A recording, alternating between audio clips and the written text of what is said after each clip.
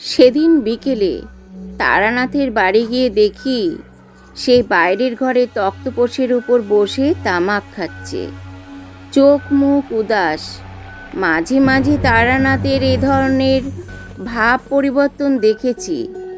2-4 দিন থাকে, তারপর আবার ঠিক হয়ে যায়। বললাম, কি মন খারাপ নাকি? আমি যে ঘরে ঢুকেছি তা বোধহয় তারানাথ লক্ষ্যই করেনি। একটু চমকে উঠে বলল, ও তুমি, এসো, বসো ওইখানটায়। না, মন খারাপ নয়। অনেক দিন আগেকার কথা ভাবছিলাম, ছোটবেলার কথা। পুরনো দিনের কথা মনে এলে একটু মন খারাপ তো হয়ই না। কিশোরী এলো না যে? আসবে, তাকে সকালে বলে রেখেছি। অফিসের পরে সোজা এখানে চলে আসবে। নাম করতে করতে কিশোরী এসে পড়ল। কি গল্প শুরু হয়ে গিয়েছে নাকি?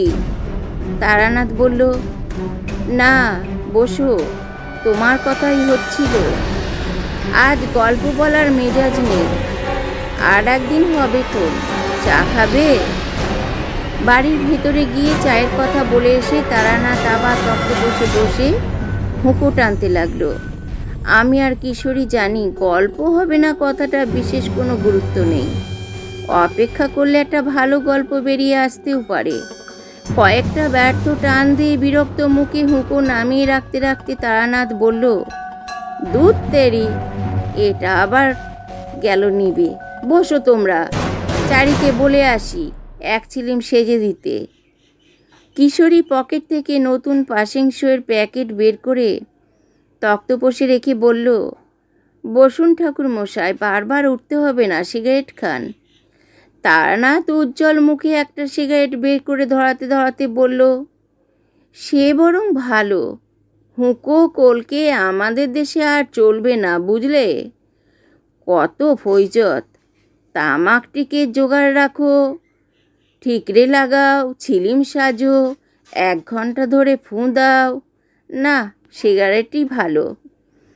চোখ বুজে সিগারেটে টান দিতে দিতে একটু পরে তারানাথ বলল, তবে কি জানো, তামাকের মৌজ সিগারেটে নেই। এই যে সোঁদা সোঁদা গন্ধ, কড়া ঝাঁক, গুরুক গুরুক শব্দ, সব মিলিয়ে একটা দারুণ আমেজ। তারপরে ধরো, ঠিকরে গুঁজছি, তামাক আর টিকে সাজাচ্ছি, মনোযোগ দিয়ে ফুঁ দিচ্ছি, আর মনের ভেতর এই হয়ে গেল, এক্ষুনি আমি তামাক খাবো, এই ভাব। সেটাও এক রকমের মেজাজ, ওই আক্ষেপটা। আর সিগারেট কিনা, এই ধরালাম, 2-10টা টান দিয়ে ফেলে দিলাম, চুকে গেল। তা মানুষের হাতে সময় কমে আসছে, করবে কি? এই সিগারেটের বাজার দখল করবে, দেখো। কিশোরী বলল, পুরনো দিনের কথা ভাবছিলেন, বললেন না? আপনার ছোটবেলার ঘটনাই বলুন না, শোনা যাক। ছাইদানি হিসেবে ব্যবহৃত নারকেলের মালার সিগারেটের দগ্ধাবশেষ গুঁজে দিয়ে তারানাথ বলল, সে তো আর একটা টানা গল্প নয়, কত বছরের ধরে টুকিটাকি কত কিছু ঘটেছে আমার জীবনে, সেসবের গভীর মূল্য আছে। কিন্তু তোমাদের ভালো লাগবে কেন? আমি জিজ্ঞেস করলাম, আচ্ছা, তন্ত্র সাধনার দিকে প্রথম আপনার ঝোঁক আসে কি করে? সে তো তোমাদের বলেছি, গ্রামের বাঁধানো গাছতলার সেই সাধু, তারপর বীরভূমের শ্মশানের সেই মাতঙ্গিনী, সে আবার ডামরতন্ত্রে সিদ্ধ ছিল। কিংবা বরাকর নদীর ধারের সাধুজি, যার পঞ্চমুণ্ডী আসনে বসে মধুসুন্দরী দেবীকে দেখতে পাই, এদেরই প্রভাবে এ পথে আসি। এ গল্প তো তোমরা শুনেছ। বললাম, কিন্তু তারও আগে, একেবারে ছোটবেলায় কবে বুঝলেন যে আপনার জীবনটা ঠিক অন্য সবার মতো হবে না? তারানাথ 2 আঙুলে ভ্রুর মাঝখানটা টিপে ধরে রইল কিছুক্ষণ, তারপর মুখ তুলে আস্তে আস্তে বলল, জন্মের সময় থেকেই বোধহয় ঈশ্বর আমার জীবনের গতিপথ নির্ণয় করে দিয়েছিলেন। আমি যখন ভূমিষ্ঠ হই সেই মুহূর্তে আকাশ দিয়ে একটা বিরাট উল্কা ছুটে গিয়েছিল। মা আতুর ঘরে, গ্রামের বৌঝিরা তাকে ঘিরে বসে রয়েছে। বাবা পায়চারি করছেন দক্ষিণের বারান্দায়। গরম জল নেবার জন্য সিন্ধুবালা দাই আতুর ঘর থেকে উঠোন পেরিয়ে রান্নাবাড়ির দিকে আসছিল। সেই হঠাৎ আকাশে আশ্চর্য আলো দেখতে পেয়ে চিৎকার করে ওঠে। তার নীল আগুনের গোলক পূব দিক থেকে পশ্চিম দিগন্তের দিকে চলে যাচ্ছে। সাধারণত উল্কা জ্বলে উঠে চকিতে মিলিয়ে যায়। লোকজন ডেকে এনে দেখবার অবকাশ পাওয়া যায় না। এই নীল আলো কিন্তু অনেক অনেক উপর দিয়ে বেশ সময় নিয়ে পার হয়ে যাচ্ছে, ধূমকেতুর মতো। একটা অস্পষ্ট শতপ্রভ ধোঁয়ার পথরেখা ফেলে যাচ্ছে পেছনে। পশ্চিম দিগন্তে নীল উল্কা মিলিয়ে যাবার সঙ্গে সঙ্গে আমি ভূমিষ্ঠ হই। এ গল্প পড়ে বড় হয়ে সবার মুখে শুনেছি। সে বয়সটা এক অদ্ভুত বয়স, বুঝলে। রেড়ির তেলের প্রদীপ, ছোট ছোট ফোঁড় দেয়া পদ্ম কাঁথা, আরামদায়ক রোদ, রিমঝিম করা নির্জন করা নারকেল গাছের পাতা, সে সময়ে সবই সম্ভব ছিল। সমবয়সীদের সঙ্গে বনতো না তাদের খেলাধুলো, কথাবার্তা কেমন অর্থহীন আর হাস্যকর বলে মনে হতো। একা একা বেড়াতাম মাঠে, বনে, গ্রামের বাইরে, চৌধুরীদের বাঁশবাগানে। একটা জিনিস খুব অনুভব করতাম, এখনও ভাবলে মন উদাস হয়ে যায়। ধরো, খাওয়া দাওয়া সেরে বাড়ির সকলে দুপুরে বাতাসে দিঘির জলে ডুরে ডুরে ঢেউ উঠেছে। লিচু আর জামরুল গাছের পাতার ফাঁক দিয়ে সূর্যের আলো এসে মাটিতে রোদ আর ছায়ার আলপনা তৈরি করেছে। আম গাছের গুঁড়ি বেয়ে উঠেছে এক সারি কাঠপিঁপড়ে। এই সব নির্জন মুহূর্তে আমি তোমাদের সত্যি বলছি, স্পষ্ট শুনতে পেতাম গাছপালা, মাটি, দিঘির জল আমার সঙ্গে কথা বলছে। ঠিক কোন ভাষা তা বুঝতে পারতাম না ঠিকই, সেটা মুখ দিয়ে বলাও যায় না। পরে সাধনা করতে গিয়ে দেখেছি উচ্চকোটির তন্ত্র সাধকেরাও স্বীকার করেছেন আমরা যাদের নির্জীব পদার্থ ভাবি তাদেরও প্রাণ আছে। ভাবতাম সবাই বুঝি আমার মতোই ওদের কথা শুনতে পাই। একদিন দুপুরে খেলা করতে করতে চলে গিয়েছি গ্রামের বাইরের মাঠে। কেউ কোথাও নেই, শূন্য মাঠের ওপর রোদ্দুর ঝাঁঝা করছে। গ্রামের ঠিক প্রান্তে একটা বিরাট বট গাছ। সেই বট গাছের নিচে একজন লোক বসে আছে, কুচকুচে কালো রং, খালি গা, হাতে একটা পাঁচন বাড়ি। সম্ভবত সে শুয়োর চড়ায়, কারণ এদিকে ওদিকে কতকগুলো শুয়োর চড়ে বেড়াচ্ছে দেখলাম। দৃশ্যটা অতি সাধারণ। গ্রামের অনেক গরিব মানুষেরা শুয়োর চড়িয়ে দিনাতিপাত করে। তাদের এই রকমই দেখতে, এবং তারা ক্লান্ত হয়ে পড়লে গাছতলায় বসে। আমি কাছে যেতেই লোকটা আমার দিকে তাকিয়ে হাসল। কি তার চোখের প্রখরতা!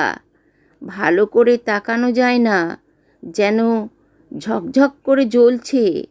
আঁটো সাঁটো দৃঢ় শরীরের মধ্যে সে যেন নিজেকে আটকে রাখতে পারছে না।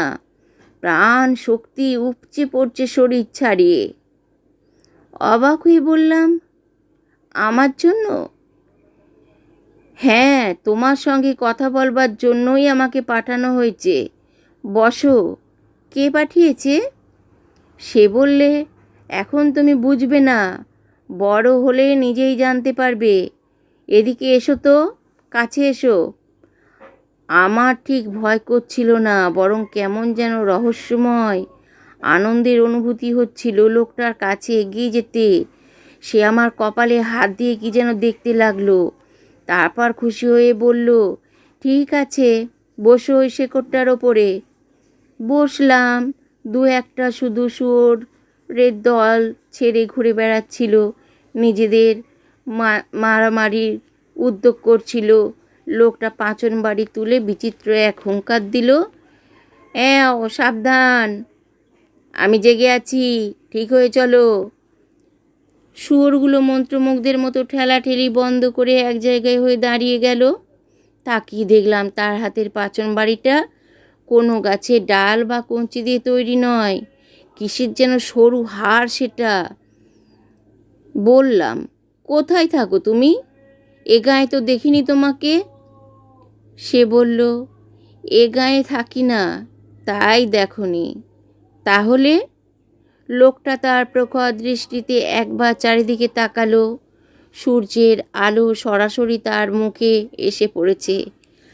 আকাশে উঠতে উঠতে একটা চিল লাগছে, কর্কশ তীক্ষ্ণ স্বরে। সেই রৌদ্রলোকিত আকাশ, দিগন্ত আর পৃথিবীর দিকে লোকটা দুহাত ছড়িয়ে দিয়ে বলল, এই সব কিছুর মধ্যে আমার থাকার জায়গা। অল্প জায়গায় আমাকে ধরে না যে। আমি তার কথা ঠিকঠাক বুঝতে পারলাম না। একজন লোক একটা বাড়িতে থাকবে, এটাই নিয়ম, সব জায়গায় সে থাকে কি করে? বললাম, তুমি শুয়োর চড়াও? লোকটা চমকে বলল, কই, না তো, এগুলো তোমার শুয়োর নয়। সে একবার স্থির হয়ে দাঁড়িয়ে থাকা শুয়োরগুলোর দিকে দেখল, তারপর বলল, কিন্তু এরা তো কেউ শুয়োর নয়। আমার তখন দৃঢ় ধারণা হয়েছে লোকটা বদ্ধ পাগল। হ্যাঁ, ঠিক তাই, সেই জন্যই এই কথাবার্তা, কেমন কেমন চাউনি, অমন অদ্ভুত। আর তাছাড়া পরিষ্কার দেখছি অতগুলো শুয়োর দাঁড়িয়ে রয়েছে, তবু মানতে হবে ওরা শুয়োর নয়। ওগুলো কি তবে, শেয়াল?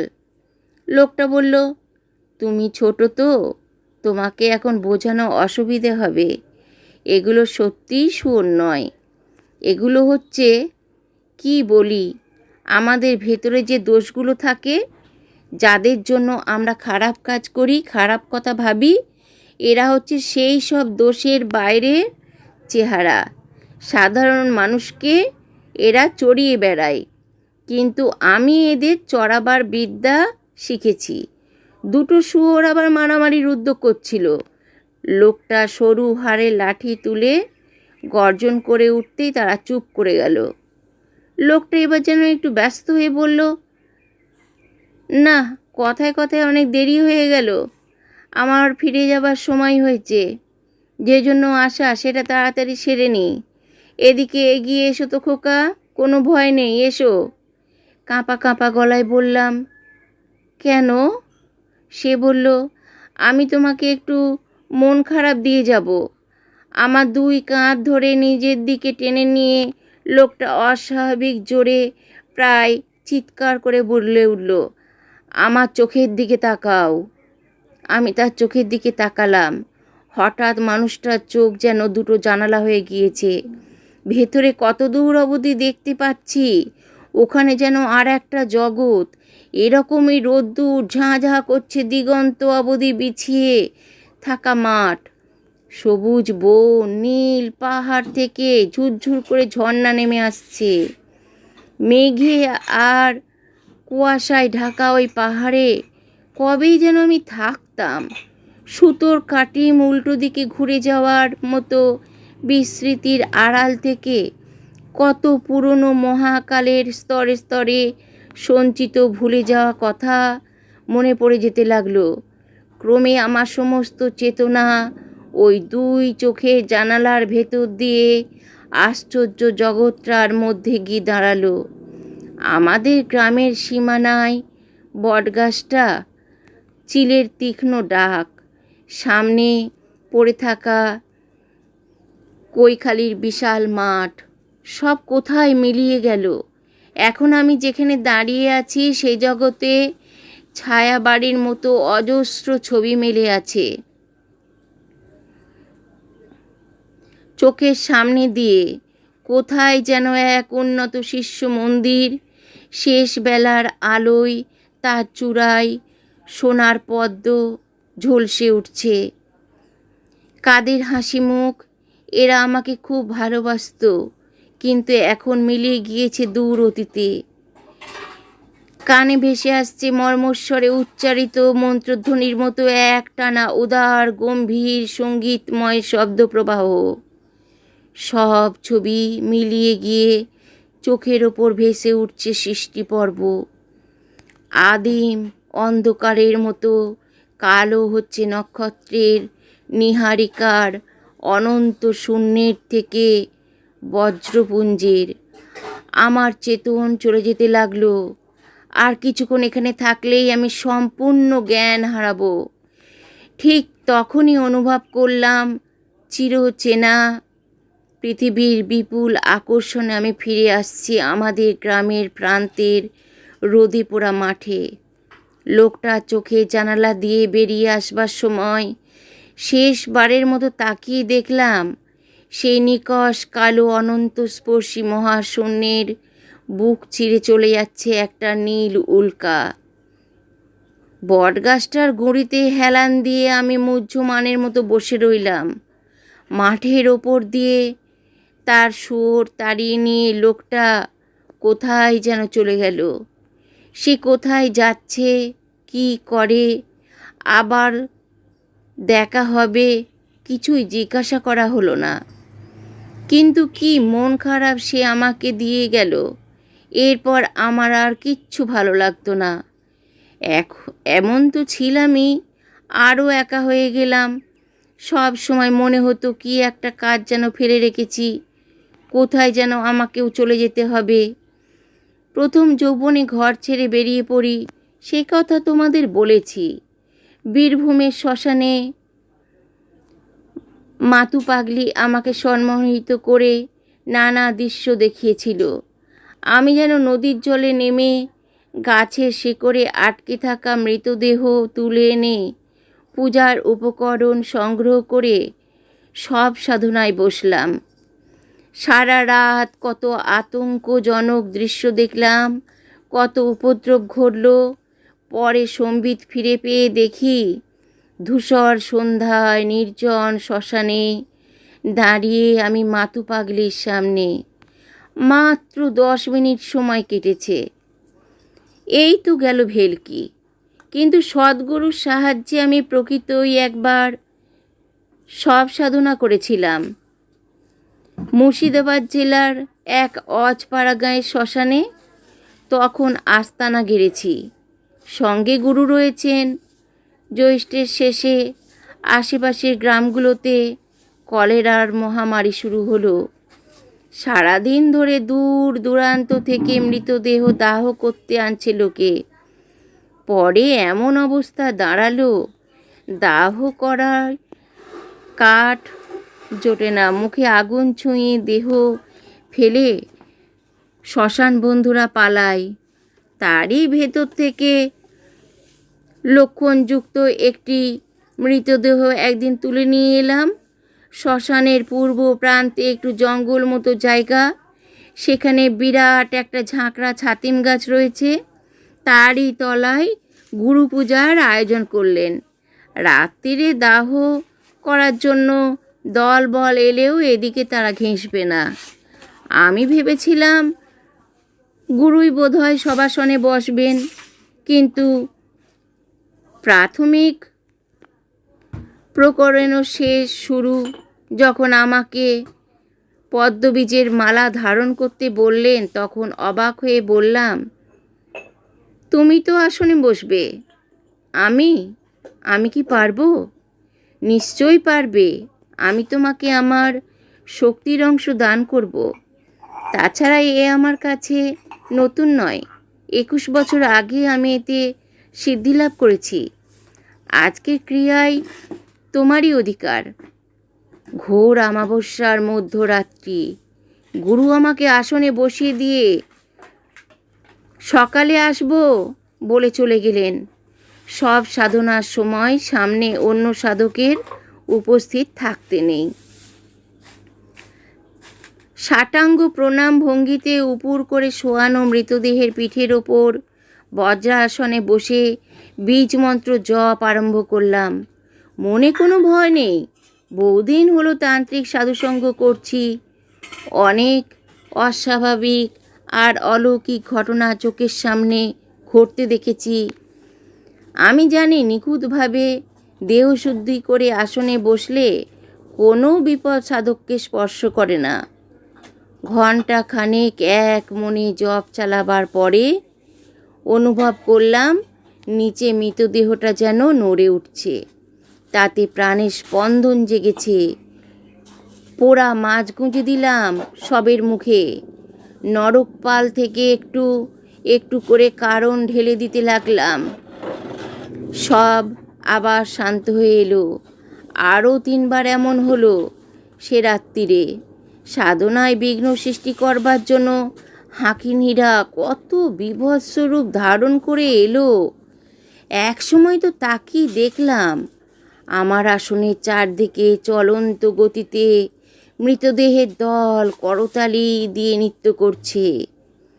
যে কোনো সাধারণ মানুষের হৃৎপিণ্ড থামিয়ে দেবার পক্ষে এই দৃশ্য যথেষ্ট।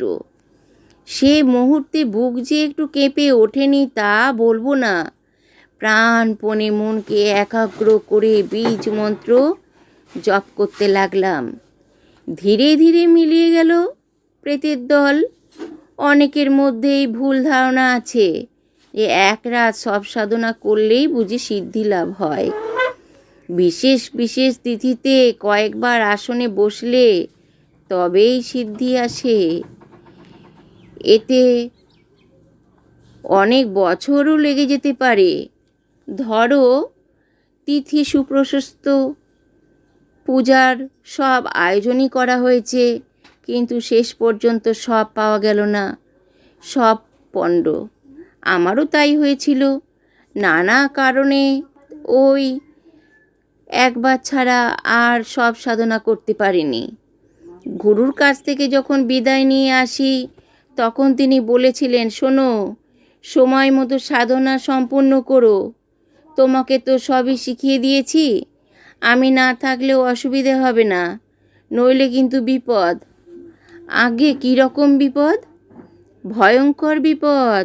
মৃত্যুর পরে আত্মা সঙ্গে সঙ্গে ঊর্ধ্বগতি পায় না। বেশ কিছুক্ষণ নিজের প্রাণহীন দেহটার কাছে ঘোরাফেরা করে। যার দেহ নিয়ে সব সাধনা করা হয় তার আত্মা দেখতে পায় দেহের সৎকার হয়নি, বরং সেটা সাধক নিজের কাজে লাগিয়েছে। তাতে মৃতের আত্মা নিশ্চয় খুশি হয় না। সে প্রতিশোধের গ্রহণের সুযোগ খোঁজে। সাধনা সম্পূর্ণ করলে সাধক অমিত শক্তি লাভ করে, ফলে তার আর ভয় থাকে না। নইলে বুঝতেই পারছো কী বিপদ হতে পারে। সাবধানে থেকো। জানো তো, প্রবাদ আছে, সাপুরের মরণ সাপের হাতে। তোমার ভাগ্য আমি গণনা করে দেখেছি। তুমি এক টানা সাধনা করতে পারবে না। আবার তোমাকে ফিরে যেতে হবে গৃহাশ্রমে। আবার বেরুবে এবং ফিরে যাবে। এইভাবেই চলবে। সব সাধনা গৃহে বসে করবার জন্য নয়। কাজেই একেবারে অসম্ভব হয়ে পড়ার আগে কর্ম সম্পূর্ণ করে রেখো। তারপর আমার দিকে পূর্ণ দৃষ্টিতে তাকিয়ে গুরুদেব বললেন, কিন্তু তোমার কপালে একটা আশ্চর্য যোগাযোগের চিহ্ন রয়েছে। আমি স্পষ্ট দেখতে পাচ্ছি। খুব বড় একজন মহাপুরুষ কিংবা মহা সাধক তোমাকে কৃপা করবেন। দেখি হাতটা। ডান হাত বাড়িয়ে দিলাম। উনি হাতটা ধরলেন, কিন্তু দেখলেন না, তাকিয়ে রইলেন আমার দিকে। বললাম, কী ধরনের মহাপুরুষ? এমন কোনো উচ্চমার্গের মুক্ত আত্মা যার নাম মুখে উচ্চারণ করার যোগ্যতা আমার নেই। সব রকম সাধনা ও সিদ্ধির ঊর্ধ্বে চলে গিয়েছেন এমন কেউ। ইনি তোমাকে অনেক বিপদ থেকে রক্ষা করবেন। আমি ব্যস্ত হয়ে জিজ্ঞাসা করলাম, কবে এর দেখা পাবো? শান্ত কণ্ঠে গুরু বললেন, এর দেখা তুমি পেয়েছো। সে কি, কবে? তা জানি না, তবে মহাগুরুর সান্নিধ্য পেলে দেহে ও মনে সে যে লক্ষণ ফুটে ওঠে তা তোমার রয়েছে। আমি দেখা পেলাম আর আমিই জানতে পারলাম না। গুরু বললেন, তোমার তো তখন তেমন বয়স হয়নি, হতেই পারে এসব সাধকদের কোনো ভেকণ্ড নেই, ভরণ্ড নেই, নিতান্ত সাধারণ মানুষের মতো বেড়ান, দেখলেও তুমি চিনতে পারবে না। হঠাৎ আমার ছোটবেলার দেখা সেই অদ্ভুত মানুষটি মনে পড়ে গেল। রোদ রিমঝিম করা কৈখালির মাঠ, সেই শুয়োরের দল, আমার হারানো শৈশব। তিনিই কি আমার জীবনের অজানা মহাপুরুষ? তারই অঞ্চলে কোথাও তন্ত্রসাধকের এক গোপন মিলন সভা হবে। খবর পেয়ে গুরু সেখানে রওনা হয়ে গেলেন। আমি আর সঙ্গে গেলাম না। এবার কিছুদিন একা থাকবো ঠিক করলাম। পথে পথে ঘুরি, বেশিরভাগই শ্মশানে শ্মশানে রাত কাটাই। কচ্চিৎ কখনো কোনো গৃহবাড়িতে আশ্রয় নিই। একদিন এক রেল স্টেশনের প্ল্যাটফর্মে বসে আছি। আমার ট্রেন আসতে ঘণ্টাখানেক দেরি। সেটা জংশন স্টেশন। লুপ লাইনে যেতে হলে ওখান থেকে গাড়ি বদল করতে হয়। প্রচণ্ড বৃষ্টি নেমেছে সকাল থেকে। আকাশ কালো হয়ে রয়েছে। ঝুপঝুপ করে বৃষ্টি, আর যেন বিরাম নেই।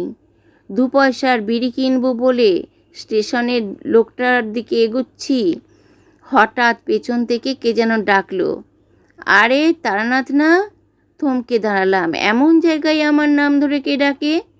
এদিক ওদিক তাকিয়ে দেখি ওজন করা লোহার কলের পাশে কয়েকটা চটের বস্তার আড়ালে বেঞ্চের উপর বসে আছে আমাদের গ্রামের ভূপতি শিকদারের ছেলে রমাপতি। ছোটবেলায় সেই রমাপতি বোধহয় গ্রামে আমার একমাত্র বন্ধু ছিল। কতদিন ওদের বাগান থেকে দুপুরে কাঁচা পেঁপে ছিঁড়ে এনে নুন দিয়ে খেয়েছি। গ্রামের পুরনো বন্ধুকে দেখে হাসি মুখে এগিয়ে গেলাম। রমাপতিও উঠে এসে আমার হাত ধরে বলল, উফ, কতদিন পরে দেখা। এখানে কি করছিস রে? তোর গেরস্ত কই? হেসে বললাম, আমি কি সন্ন্যাসী হয়েছে নাকি যে গেরুয়া পরে ঘুরবো? সন্ন্যাসী হোসনি, তবে যে সবাই বলে তুই সাধু হয়ে চলে গিয়েছিস। সংস্কৃতের সাধু মানে ভালো লোক, সেটা হবার চেষ্টা করেছি বটে, তবে ভেগ ধারণ করা হয়ে ওঠেনি। তুই এখানে কেন? আমার শ্বশুরবাড়ি এখান থেকে ট্রেনে বদল করে যেতে হবে। বউ সেখানে আছে, আনতে যাচ্ছি। আর ওই লোকটা দোকানে তুই চা খেতে যাচ্ছিলি? পুরনো বন্ধুর অকৃত্রিম আগ্রহে রমাপতি আমার হাত ধরে ট্রেনে চায়ের দোকানে গিয়ে চা আর কেকের অর্ডার দিল।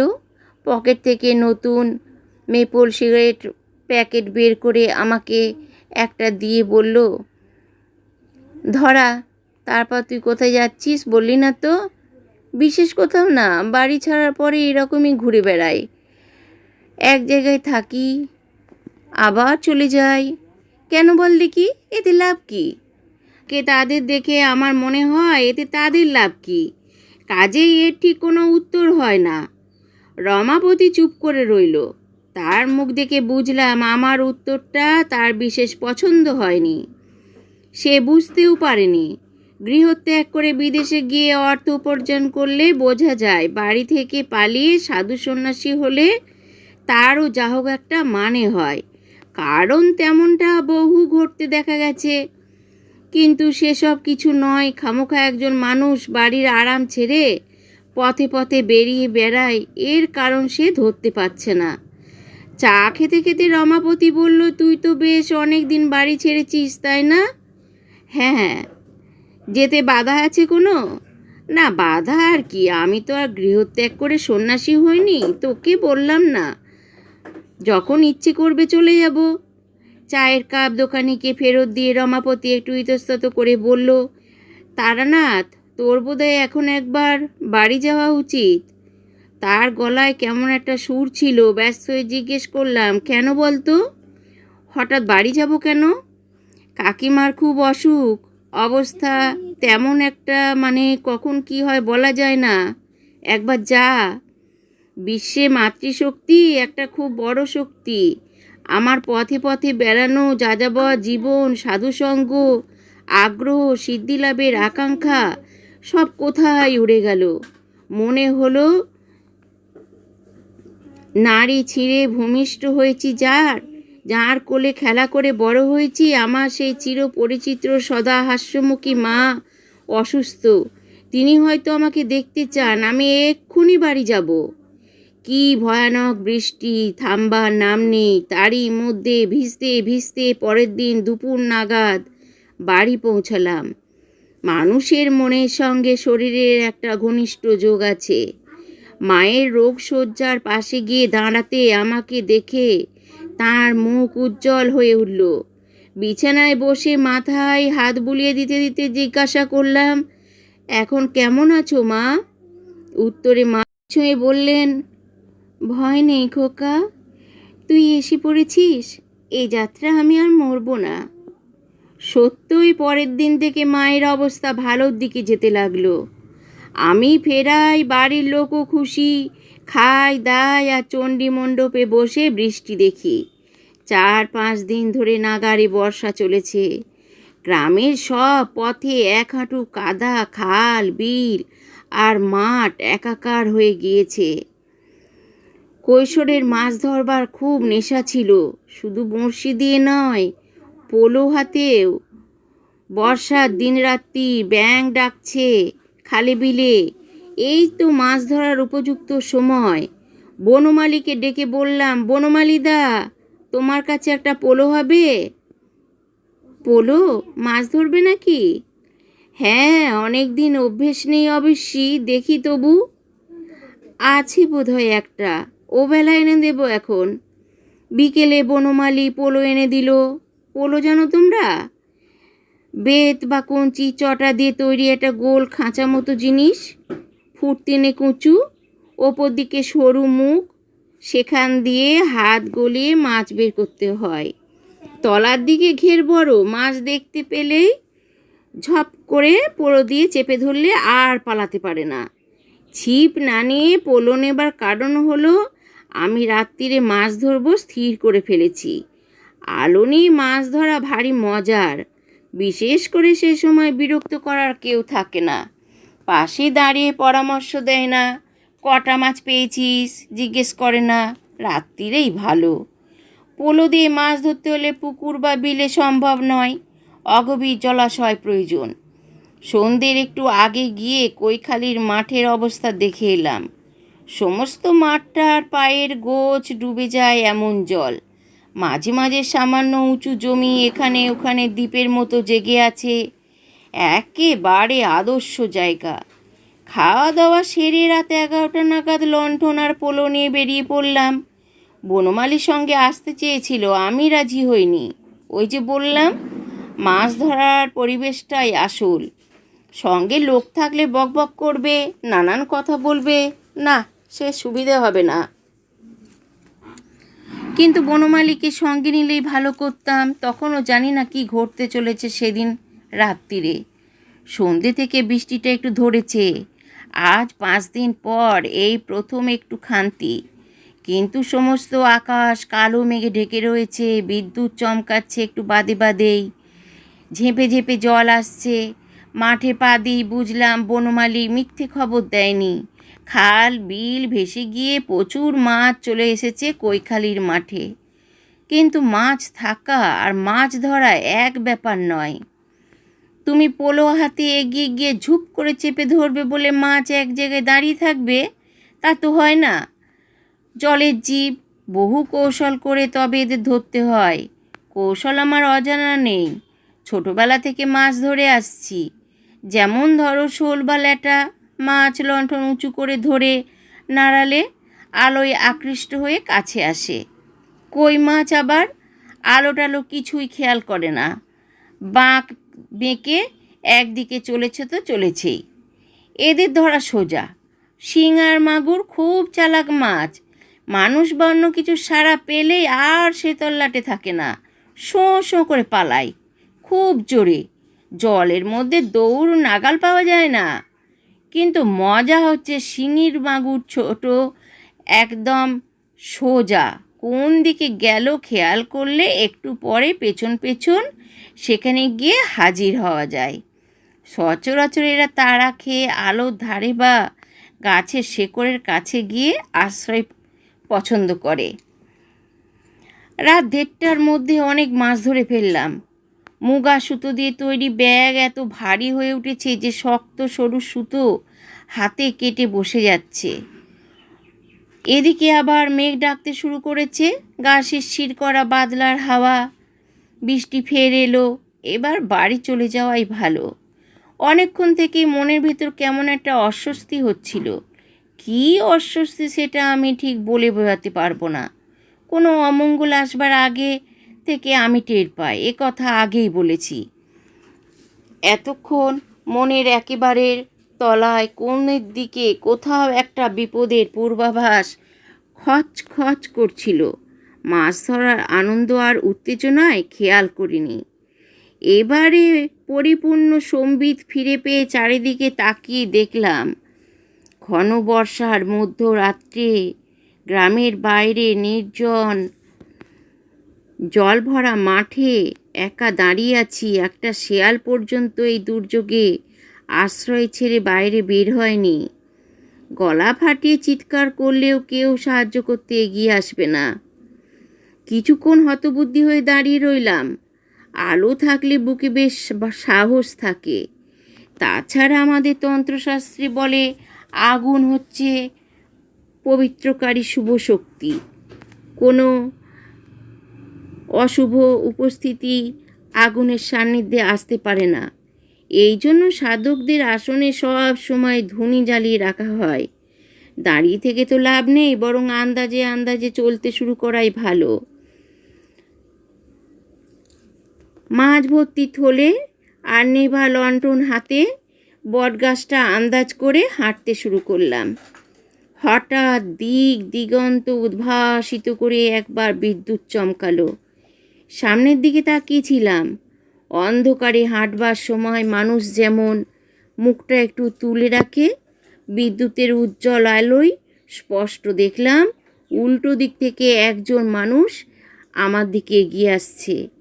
বিদ্যুতের আলো এক মুহূর্তের বেশি ছিল না, কিন্তু আলো নিভে যাবার পরেও মনে মনে চিন্তা করে কোথায় কি দেখেছি, কতটা দেখেছি বোঝা যায়। যে লোকটা আমার দিকে আসছে তার গা খালি কালো রং, পরনে একটা নেংটি মতো কাপড়ের ফালি। কিন্তু সবচেয়ে বড় কথা, ও লোকটাকে আমি চিনি, খুব পরিচিত সে। এই কিছুদিনের ভেতরেই তাকে দেখেছি, কিন্তু কোথায় অকস্মাৎ আমি বুঝতে পারলাম এবং সঙ্গে সঙ্গে অনুভব করলাম আমি ভয়ানক বিপদগ্রস্ত। জীবিত অবস্থায় এ মাঠ থেকে বেরোতে পারবো কি না তার নিশ্চয়তা নেই, কারণ যে মানুষটির মৃতদেহের ওপর বসে 6 মাস আগে আমি সাধনা করে এসেছি তার সব এগিয়ে আসছে আমার দিকে বৃষ্টি ধারার মধ্য দিয়ে। শুরুর কথায় সময় মতো সাধনা শেষ করতে পারিনি। এবার সেই শৈথিল্যের মূল্য বুঝে নিতে আসছে ওই মূর্তি। যতদূর সম্ভব শব্দ করা থেকে বাঁচিয়ে সাবধানে জলে পা ফেলে ডান দিকে সরে যেতে লাগলাম। একটু ঘুরপথে হলেও যদি ওই জীবন্ত বিভীষিকার হাত এড়িয়ে গ্রামের পথে পা দিতে পারি। একবার বাড়ি পৌঁছতে পারলে আর ভয় নেই। সেখানে প্রতিষ্ঠিত গৃহদেবতা, সেখানে এই অশরীরী আতঙ্ক প্রবেশ করতে পারবে না। অনেকখানি সরে এসেছি, এমন সময় আবার চমকে উঠল বিদ্যুৎ। চকিত মুহূর্তের মধ্যেই দেখতে পেলাম চলন্ত অপচ্ছায়াও তার গতিপথ বদলে সোজা আমার দিকে আসছে। আমারই ভুল, অন্ধকারে ওই ভয়ঙ্করের দৃষ্টি বাধা পায় না। এভাবে ওকে ফাঁকি দেয়া বৃথা। আদিম জড়বিশ্বের বুদ্ধিহীন চেতনাহীন অন্ধ শক্তির দ্বারা চালিত হয়ে একটা বিকৃত মানব দেহ অমোঘ গতিতে আমার নিকটবর্তী হচ্ছে। শেষ চেষ্টা করার জন্য আমি হাতের জিনিসপত্র ফেলে দিয়ে মাঠের দূর প্রান্তের দিকে প্রাণপণে দৌড়তে লাগলাম। পারবো কি গ্রামে পথে পৌঁছতে? সে পথে একটু এগিয়ে হাঁক দিলে গ্রামের শেষে কোনো বাড়ি থেকে হয়তো শুনতে পাওয়া যাবে। হঠাৎ অন্ধকারে উঁচু মতো একটা কিসের সঙ্গে হোঁচট খেয়ে ঠিকরে পড়লাম জলে। প্রথমেই বলেছি মাঠের মধ্যে কয়েক জায়গা উঁচু ডাঙা দ্বীপের মতো জেগেছিল, তারই একটাতে ঠোক্কর লেগে পড়েছি বুঝতে পারলাম। বেশ কিছুক্ষণ আর উঠতে পারবো না বুঝতে পারলাম। এতক্ষণ নিজের পায়ের শব্দ টের পাইনি, এবার শুনতে পেলাম ছপ ছপ করে জলের উপর দিয়ে ভারী পায়ের আওয়াজ আমার কাছে আসছে। এলো এলো ওই এলো। অতিরিক্ত ভয়ে আতঙ্কে আর আসন্ন ভয়াবহ মৃত্যুর উপলব্ধিতে অকস্মাৎ আমার মন থেকে সব রকম অনুভূতি লুপ্ত হয়ে গেল। হাঁটু চেপে ধরে চিত হয়ে শুয়ে আছি।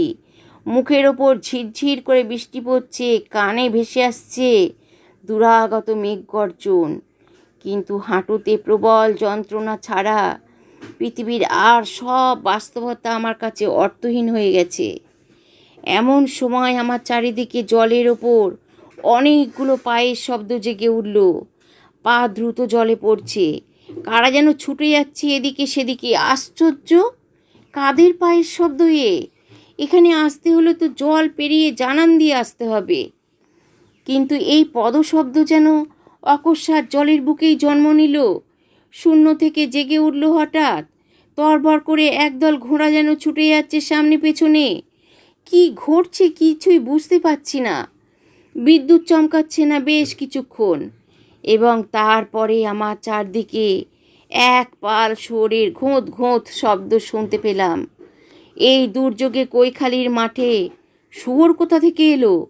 তাও একটা দুটো নয়, পায়ের আওয়াজে বুঝতে পারছি 15-20টা প্রাণী অন্তত ছুটোছুটি করছে। প্রায় সঙ্গে সঙ্গে আমার মনে পড়ে গেল শৈশবে দেখা সেই অদ্ভুত মানুষটিকে, দণ্ড দিয়ে যিনি শূকররূপী হিংস্র প্রবৃত্তিগুলিকে শাসন করেন। তবে কি তিনি? আমার খুব কাছে এসে কে দাঁড়িয়েছে তাকে আমি দেখতে পাচ্ছি না, কিন্তু সে আমাকে দেখতে পাচ্ছে। আমার মনে আর ভয় নেই। পরিবেশ থেকে মুছে গিয়েছে অমঙ্গল, বরং কার অদৃশ্য উপস্থিতিজনক পবিত্রতা অনুভব করছি সমস্ত অস্তিত্বে। কে যেন ভালোবেসে হাত রাখলো, না আমার হাতে নয়, শরীরের কোথাও নয়, সে হাত রেখেছে আমার বুকের ঠিক মধ্যেটায়। তারপরই বুঝলাম মাঠে আমি একা। সে উপস্থিতি আসন্ন মৃত্যুর হাত থেকে আমাকে রক্ষা করে ফিরে গিয়েছে স্বস্থানে। রাত বোধহয় 2:30। বৃষ্টি ঝরছে তো ঝরছেই। কোনো রকমে বাড়ি ফিরে এসে শুয়ে পড়লাম।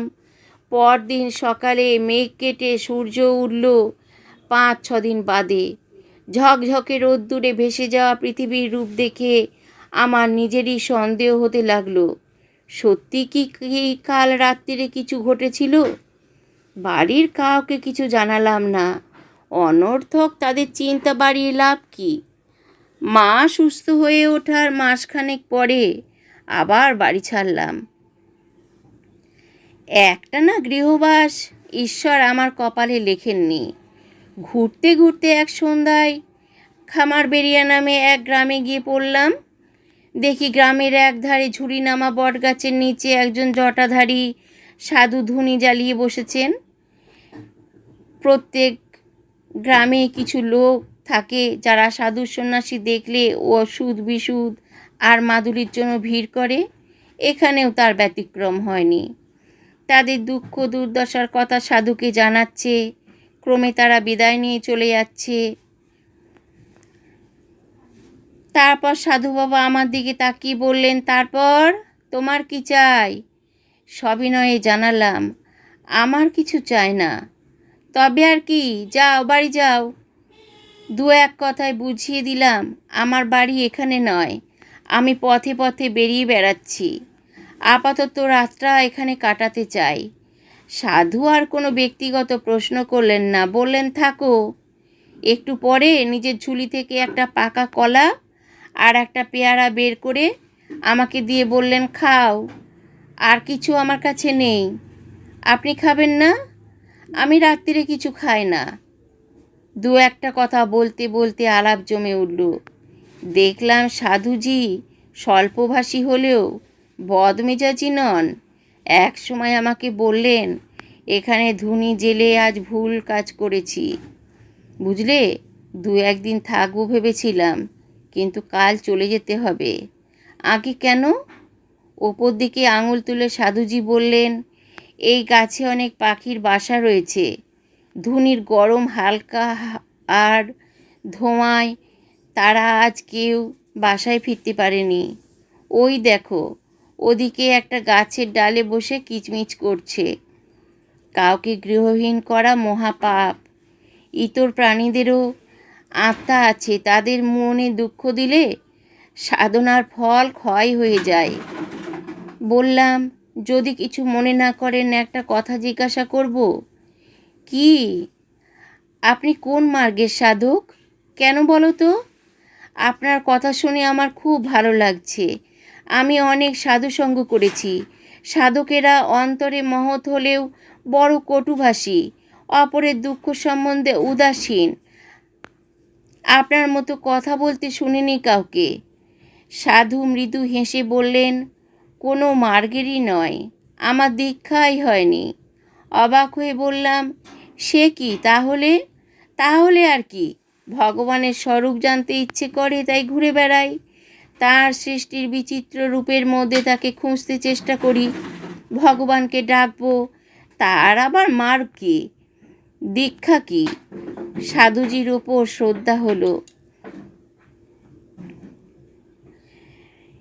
হিসেবে কল্পনা করা হয়েছে কাল ভৈরবের মাধ্যমে জগদীশ্বর দমন করেন। সর্বদা এই দুই শক্তির লড়াই চলছে। তোমার চারিদিকে তার প্রকাশ তো দেখতেই পাচ্ছ। বললাম, কাল ভৈরবকে? তিনি শুভ শক্তির প্রয়োগকর্তা। দক্ষিণা কালিকা তন্ত্রে তাঁর রূপ কল্পনা করা হয়েছে। এইভাবে মহাবলশালী পুরুষ, ঘোর কৃষ্ণবর্ণ, নগ্ন গাত্র, রিপুতারণ তাঁর প্রধান কর্ম। শূকরের ছদ্মবেশে কাম, ক্রোধ, হিংসা ইত্যাদি রিপুগণ তাঁর বশবর্তী হয়ে সর্বদা তাঁর সঙ্গে ঘোরে। নিজের বুকের পাঁজরের একখানা হাড় দিয়ে তিনি তাদের শাসন করেন। আমি তখন উত্তেজনায় শটান খাড়া হয়ে বসেছি। এই বর্ণনা তো কৈখালির মাঠে শৈশবে দেখা সেই মানুষটির সঙ্গে হুবহু মিলে যাচ্ছে। বললাম, তারপর? আর কি, কাল ভৈরবী অনিবার্য ধ্বংসের হাত থেকে পৃথিবীকে রক্ষা করছেন। ঈশ্বরের সাক্ষাৎ শিষ্য তিনি। আমি সেই ভগবানেরই আরাধনা করি। আমার গলা তখন আবেগে বুঝে এসেছে। স্বয়ং কাল ভৈরব সেদিন রাত্রিরে আমাকে স্বয়ং এসে রক্ষা করেছেন। শৈশবে তাঁর অপার করুণার স্পর্শ দিয়েছেন।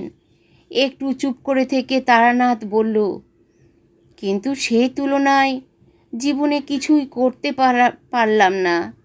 কতগুলো তুচ্ছ সিদ্ধিই পেয়েছিলাম। কিছু টাকা করি, বড় কিছুই হলো না। এ জন্ম এমনই গেল। দেখি যদি পরজন্ম বলে কিছু থাকে, অন্তত এবারের ভুলগুলো আর করব না। তারপর আমাদের দিকে তাকিয়ে বলল, আজকের গল্প এখানেই শেষ, কিন্তু ভয় পেও না। বলবার মতো গল্প আমার ঝুলিতে আরও অনেক রয়েছে, সময় মতো বলা যাবে। আজ থামি তাহলে, কেমন?